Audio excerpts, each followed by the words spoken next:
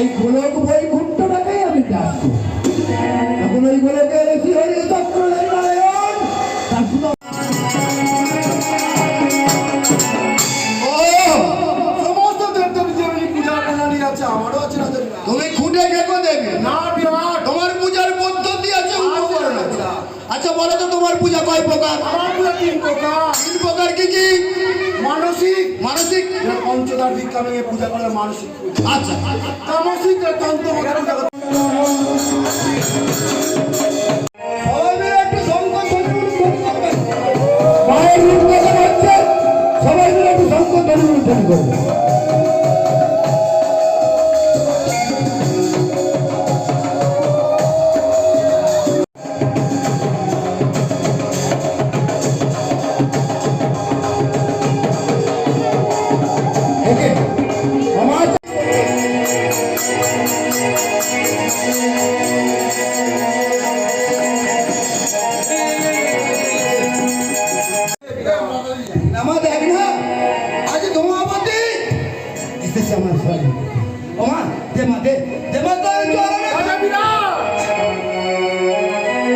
আমি ধর্মতী, আমি দেবী শীতলা পূজা দিলাম।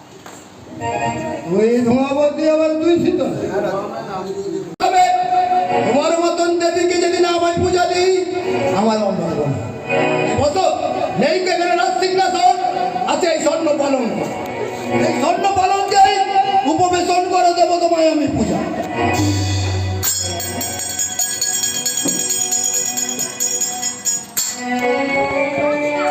এই দেবীর এমন পূজা দেব একদিন সবাই শিউরে। রাজা বিরাট তার শয়ন কক্ষে গিয়েছিল এক রাক্ষসী,